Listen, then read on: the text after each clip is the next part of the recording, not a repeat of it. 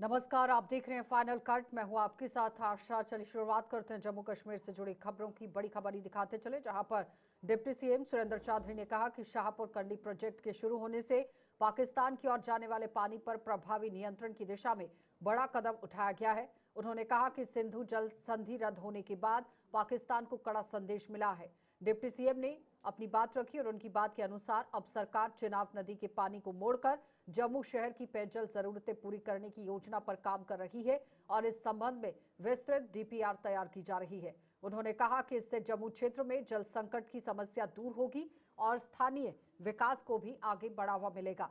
सरकार का दावा है कि ये कदम क्षेत्रीय हितों की रक्षा और संसाधनों के बेहतर उपयोग की दिशा में ऐतिहासिक साबित होगा। ये आपको मुबारकबाद है। शाहकंडी बहुत पुराना प्रोजेक्ट है और ये आधार में लटका हुआ था और आज अब ये जल्दी कंप्लीट होगा और हमारे किसानों को फायदा होगा। और ये जो ट्रीटी थी उस ट्रीटी को सस्पेंड करने से भी हमें फायदा हुआ है और रावी का पानी इधर आएगा, हमारे किसानों को मिलेगा कठुआ और कंडी बेल्ट में। उसके साथ साथ ऑनरेबल सीएम साहब ने जैसे पीछे कुछ रोज पहले कहा भी था कि चिनाब का पानी भी हम डाइवर्ट करके जम्मू शहर को पानी की बहुत कमी है और पानी इधर लाना चाहते हैं, तो इसलिए वो भी हम कोशिश में लगे हैं, उसकी डीपीआर शीपीआर बना रहे हैं। और ये सपना मेरे कायद और कायदे सानी डॉक्टर फारूक अब्दुल्ला साहब का था। उन्होंने उस जमाने में कहा था कि इसका चिनाब का पानी जो है डाइवर्ट करके हम जम्मू शहर को देंगे। तो इसलिए जो भी पानी हमारा है, चाहे वो रावी का है चाहे वो चिनाब का, जो पाकिस्तान में फालतू का पानी चाहता है, और उस पानी को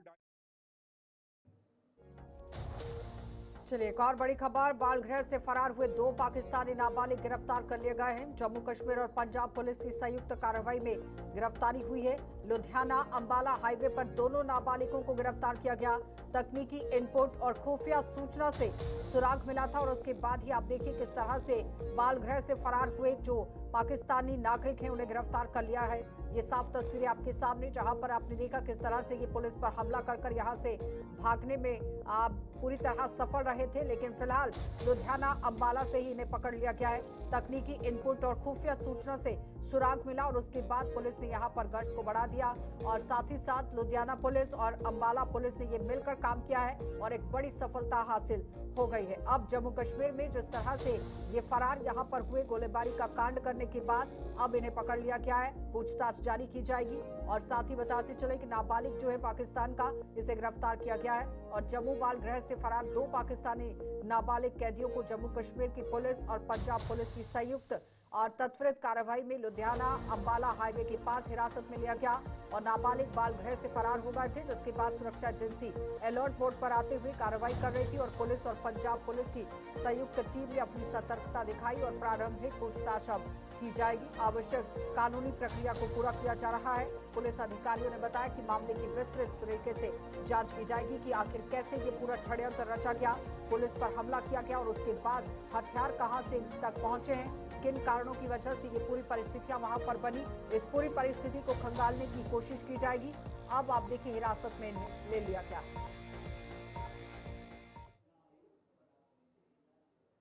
तो अरनिया में कल सोमवार को प्रदर्शन करने वाले बॉर्डर संघर्ष समिति के एक शिष्टमंडल ने आज बिजनौर में बिजली विभाग के अधिकारियों के साथ मुलाकात कर अपनी मांगों संबंधी ज्ञापन सौंपा है। शिष्टमंडल ने इस ज्ञापन में सीमावर्ती इलाकों में रहने वाले लोगों को बिजली संबंधी कई मांगों का जिक्र किया और विभाग के अधिकारियों ने समिति के इस ज्ञापन को लेकर उच्च अधिकारियों तक बातचीत करने का आश्वासन भी दिया।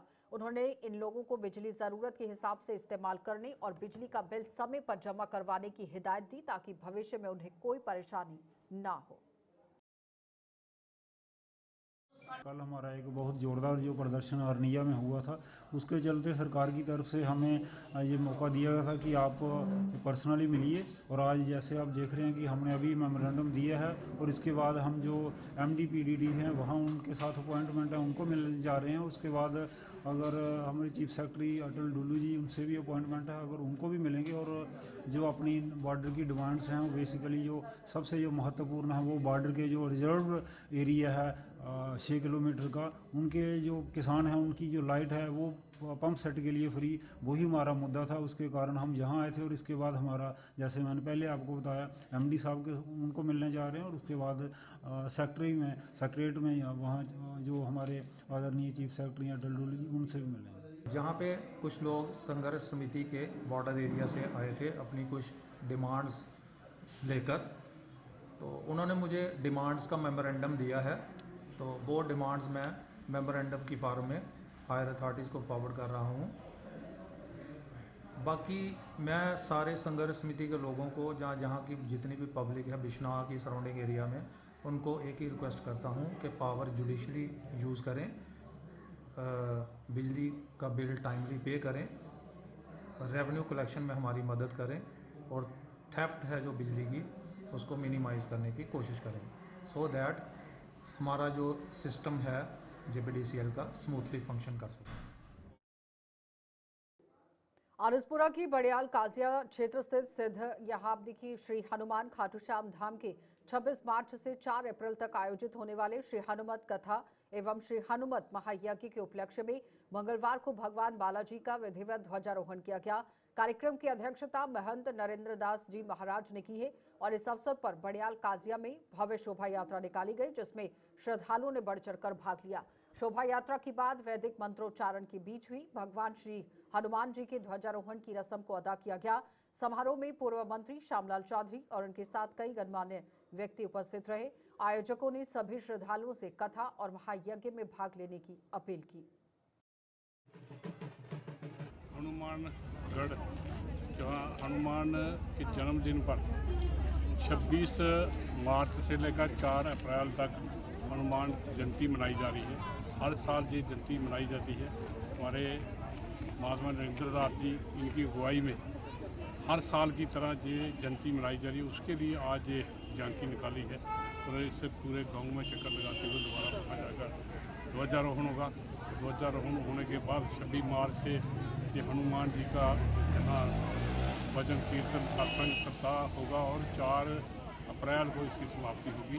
उसके लिए हम सब हनुमान जी का आशीर्वाद लेने के लिए सारी लोग आए, सारी जनता आए और हम भी हनुमान जी का आशीर्वाद लेने और स्वामी जी का आशीर्वाद लेने की हम जहाँ पधारे हैं और भगवान करे हम सब पर ये अमन शांति और सुख। कांग्रेस पार्टी की किसान मोर्चे के अध्यक्ष भारत प्रिय ने भारत और अमेरिका के बीच में हुए हालिया ट्रेड समझौते पर गंभीर आपत्ति जताई। उन्होंने कहा कि यह समझौता किसानों के हित में नहीं है और इससे देश के कृषि उत्पादकों को नुकसान पहुंच सकता है। विजयपुर में आयोजित प्रेस कॉन्फ्रेंस में भारत प्रिय ने ही सरकार से अपील की है कि वे इस समझौते को तत्काल रद्द करें।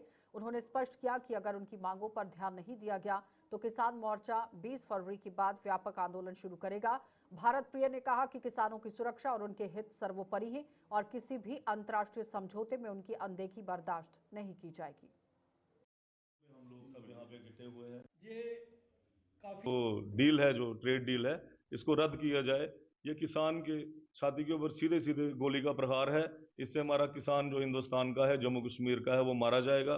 खास करके इसको कश्मीर का जो किसान है उसको सबसे ज्यादा इसमें नुकसान है, क्योंकि ड्राई फ्रूट जो अमेरिका से ड्राई फ्रूट और सेब की जो फसल वहां से इंपोर्ट की जा रही है ड्यूटी फ्री, उससे हमारे कश्मीर के किसान को बहुत ज्यादा नुकसान होने जा रहा है। और यहाँ पे हमारे सीमावर्ती जम्मू का जितना भी किसान है उसको जो वीट की जो पैदावार है वो बहुत कम होती है अमेरिका के लिहाज से, और वहां से जो ड्यूटी फ्री वीट और बाकी सब चीजें जो मंगवाई जा रही हैं उससे हमारे जम्मू के किसान को भी बहुत सारा नुकसान है।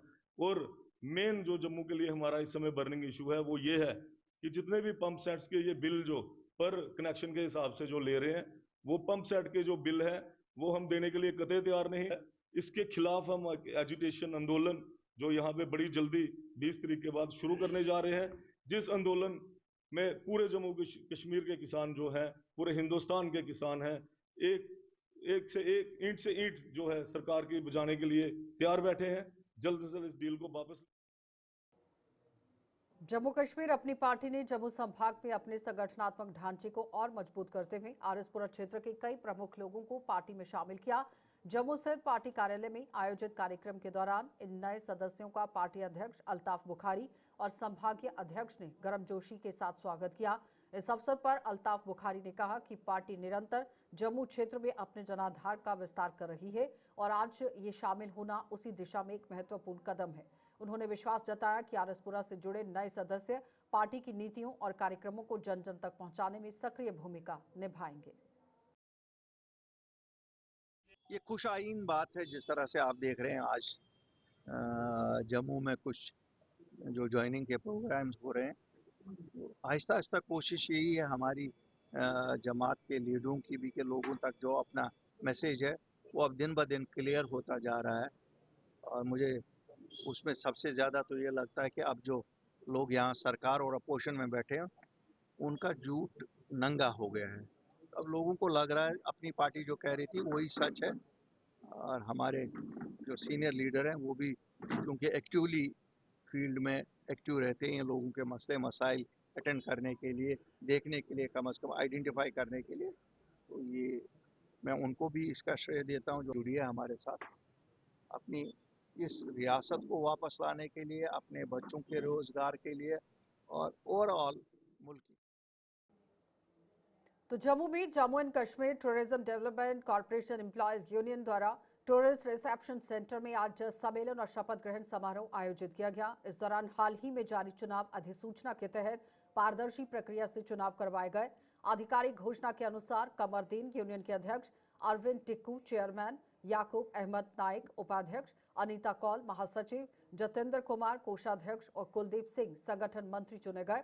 सभी पदाधिकारियों ने शपथ लेते हुए यूनियन के संविधान का पालन किया, कर्मचारियों के हितों की रक्षा और ईमानदारी पारदर्शिता से कार्य करने का संकल्प भी लिया। जनाब सीएम हमारे उमर अब्दुल्ला साहब जी हैं, वो हमारे टूरिज्म मिनिस्टर होने के नाते हम इस कॉर्पोरेशन में जो मसाइल है, मैं उम्मीद करता हूं आपके माध्यम से आप हमारा एक ब्रिज बन के हमारा काम करेंगे। जो हमारे मसाइल हैं वो जनाब उमर अब्दुल्ला यहाँ पूरी गवर्नमेंट तक पहुँचाएंगे। जो हमारे यहाँ मसाइल हैं, मसाइल हमारे बहुत ज़्यादा हैं। जो हमें गवर्नमेंट से अपील करना चाहते हैं, आपके माध्यम से हम रिक्वेस्ट करते हैं कि हमारा बजटरी सपोर्ट का कोई बंदोबस्त किया जाए, ताकि हमारे जो लाइबिलिटीज़ है, लगभग लाइबिलिटी 70 से 80 करोड़ के करीब पहुँच चुकी है। जब तक हमारा लाइबिलिटी क्लियर नहीं होगा हम उतना रेवेन्यू कमा नहीं सकते हैं, हम इस वक्त सैलरी नहीं ले सकते हैं। तो हमारा जो के बाद एक बार फिर आपका स्वागत है। भारतीय जनता पार्टी ने बिजनौर में एक बच्ची के साथ दुष्कर्म करने वाले आरोपी को फांसी की सजा देने की मांग की। भाजपा की प्रवक्ता रजनी सेठी ने कहा कि मामले में कानूनी प्रक्रिया जल्द पूरी करना आवश्यक है। उन्होंने कहा कि आरोपी को उसके लिए सजा तुरंत उन्हें मिलनी चाहिए, यानी कि जो आरोप उसने किया है उसके लिए सजा मिलनी चाहिए ताकि पीड़िता और उसके परिवार को न्याय मिल सके। रजनी ने यहां अधिकारियों से अपील की है कि वे मामले में देरी न करते हुए सभी सबूतों को तेजी से इकट्ठा करके कार्रवाई सुनिश्चित करें। उन्होंने ये भी कहा कि ऐसे मामलों में सख्त कार्रवाई से भविष्य में इस प्रकार की घटनाओं को रोकने में मदद मिलेगी। मैं बिजनौर आई हुई हूँ, उस बच्ची के परिवार वालों से मिली हूँ जिस बच्ची के साथ दुष्कर्म हुआ है। घर वालों की एक डिमांड है कि उस व्यक्ति को जिंदा जला दिया जाए, मगर कानून अपना काम करेगा। कानून पर विश्वास है हम लोगों को। हम ये डिमांड कर रहे हैं कि उसको फांसी की सजा दी जाए, मगर वो तभी संभव है जब जल्द से जल्द कानूनी कार्रवाई पूरी हो, चार्जशीट दाखिल हो और पुलिस इस पर मुस्तैदी से काम करे। क्योंकि मोदी जी कहते हैं कि भाई कानून बच्चियों के लिए सख्त बना दिए गए हैं, चाहे वो नाबालिग बच्ची है या बालिग बच्ची है, दुष्कर्म करने वाला छूटेगा नहीं। ऐसा ही हमें उम्मीद है कि जो बच्चियां हैं वो सबकी साझी हैं, वो किसी एक परिवार की बच्ची नहीं है, पूरे बिजनौर की बच्ची, पूरे जम्मू कश्मीर की बच्ची है। पूरे जम्मू कश्मीर के लोगों को इस समय आवाज़ उठानी पड़ेगी, पुलिस को जगाना पड़ेगा कि पुलिस सख्ती से कार्रवाई करे और उस इंसान को फांसी की सजा दी जाए।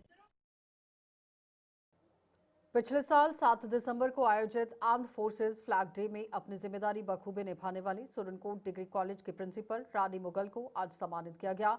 फ्लैग डे पर डोनेशन कैंप भी शुरू किया गया, जिसमें पुंछ जिले ने शानदार परफॉर्मेंस देते हुए पहला स्थान हासिल किया।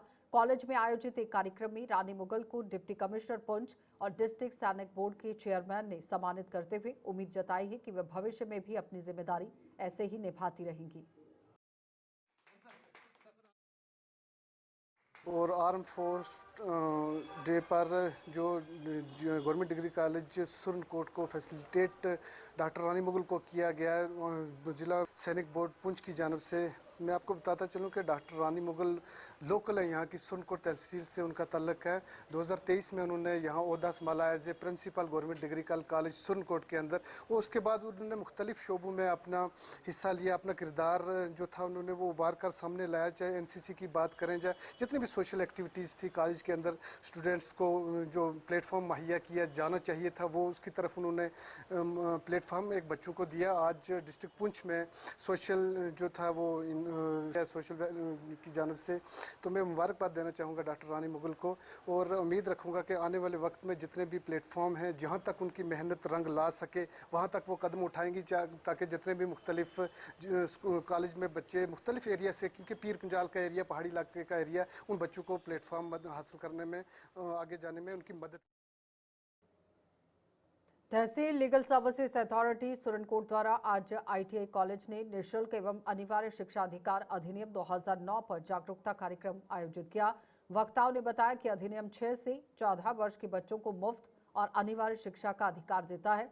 उन्होंने समावेशी, भेदभाव रहित और सुरक्षित शैक्षणिक वातावरण की आवश्यकता पर जोर दिया। उन्होंने कहा कि समाज की जिम्मेदारी है कि हर बच्चे को गुणवत्तापूर्ण शिक्षा और सुरक्षित माहौल मिले। कार्यक्रम में यहाँ अधिनियम के प्रावधानों और बाल अधिकारों पर विस्तार से चर्चा की गई। एज के जो क्राइटेरिया है वो 4 साल से लेकर 14 साल तक है। इसमें हमने बच्चों को free and compulsory education provide करनी है। और ये जो हमारा 2009 एक्ट है, ये पार्लियामेंट में बनाया गया 2009 में, और 1 अप्रैल 2010 को इसको लागू किया गया। एंड फर्दर यह है कि हम ये चाहते हैं कि जो हमारे डिसएडवांटेज हैं या EWS क्राइटेरिया के लोग हैं, उनको अच्छी रिजर्वेशंस मिलेगी और 25% रिजर्वेशन मिलेगी। और मैं ज़्यादा कुछ नहीं कहूँगा, हमने इस बेदारी को आगे बढ़ाना है। तहसील लीगल सर्विस कमेटी के बैनर तले इसको आगे बढ़ाना है, और भी हम अच्छे प्रोग्राम करने के ख्वाहिशमंद हैं। और जहाँ तक भी हमारी कोशिश है कि हम बच्चों को बेदार करने के लिए, पेरेंट्स को बेदार करने के लिए, बच्चों के लिए तो एजुकेशन तो हमारा फंडामेंटल राइट है, और जो पेरेंट्स की मैं ये समझता हूँ उनकी फंडामेंटल ड्यूटीज़ बनती है कि वो बच्चों को स्कूल तक भेजें, स्कूल तक पहुँचाएं, ताकि एजुकेशन को अच्छी तरह से हासिल किया जा सके। तो आज यहाँ हमारा ये फंक्शन था कि चेयरमैन तहसील लीगल सर्विस कम्युनिटी सुरनकोट, तो वो आए, उनने हमें अवेयरनेस, वो था राइट टू एजुकेशन, कि जो भी बच्चे मतलब आज के ज़माने में। तो पुंछ के सीमावर्ती गांव बांडी चैचिया में लोगों ने सरकार से इलाके में पर्याप्त स्वास्थ्य सुविधाएं देने की मांग की। लोगों का कहना है कि स्वास्थ्य सुविधाओं की कमी के कारण उन्हें दिन ब दिन बहुत मुश्किलों का सामना करना पड़ता है। उनके मुताबिक सेना समय समय पर उनकी मदद करती है और कुछ समय पहले ऑपरेशन सद्भावना के तहत यहाँ एक डिस्पेंसरी बनाई गई थी, लेकिन डॉक्टर और मेडिकल स्टाफ न होने के कारण ये डिस्पेंसरी भी काम नहीं कर पा रही। लोगों ने कहा कि अगर स्वास्थ्य विभाग इस डिस्पेंसरी में नियमित डॉक्टर और मेडिकल स्टाफ तैनात कर दे तो उन्हें करीब 20 किलोमीटर दूर जिला अस्पताल पुंछ जाने की जरूरत नहीं पड़ेगी। उनका कहना है कि सेना उनकी हर मुमकिन मदद करती है, लेकिन स्वास्थ्य विभाग अभी तक कोई असरदार कदम नहीं उठा पाया। सर हमें तो मेडिकल की भी तो बहुत परेशानी है, कोई मेडिकल नहीं है यहाँ पर। एक की बांडी चेचिया में CCP बोलते हैं जगह का नाम है, यहाँ डिस्पेंसरी काफ़ी ऐसा पहले आर्मी ने सद्भावना के तौर पर बनाकर दी थी, कोई सिविल डॉक्टर नहीं आया यहाँ पर। तो ये दिक्कत ये लोग तो चलो गाड़ी है कुछ करते हैं, लेकिन हम जहाँ से कि कस्बा है, कस्बे से कीरनी है, कीरनी में ना रोड है, ना कोई डिस्पेंसरी है, ना कोई खाता है। सर बड़ी परेशानी है। जब कोई डिलीवरी केस हकीकत में आ जाता है तो ये आर्मी ही साथ देती है, उसको जाना पड़ता है। बाकी दूसरा कोई बीमार होता है तो हम उठाकर चारपाई पर लेते हैं, बच्चे बीमार होते हैं तो पुलिस जाना पड़ता है, या तो आर्मी से ही दवाई का थोड़ी बहुत लेते हैं। बाकी तो बड़ी परेशानी सर। तो क्या कहना चाहेंगे सर? मैं तो कहना चाहूँगा कि सरकार अगर हमें कोई डिस्पेंसरी दे दे, या यहाँ ही डॉक्टर कोई आ जाए, या कीरनी गाँव में कोई डिस्पेंसरी हो जाए, रोड का मसला हो जाए तो सबसे बढ़िया सर। हमारे को बहुत परेशानी होती है, जब कोई बीमार हो जाता है तो उसको में हमारे को बहुत परेशानी होती है। हम चारपाई पे उठाकर यहाँ से पुंछ जाते हैं, तो इसलिए हमारा है कि ये डिस्पेंसरी सेंटर भी बना हुआ है, बिल्डिंग बनी हुई है, उसमें हमारे डॉक्टरों की कमी है। हमने बहुत बार बोला कि हमारे को 1-2 डॉक्टर चाहिए, यहाँ बेड चाहिए, 1-2 बेड चाहिए, तो हमारे को डॉक्टर चाहिए, ताकि हमारे को जब कोई डिलीवरी होता है केस तो हम यहाँ उसको एडजस्ट करें तो उसकी बीमारी को पता। चलिए फाइनल कट में इतना ही, इजाजत दीजिए, नमस्कार।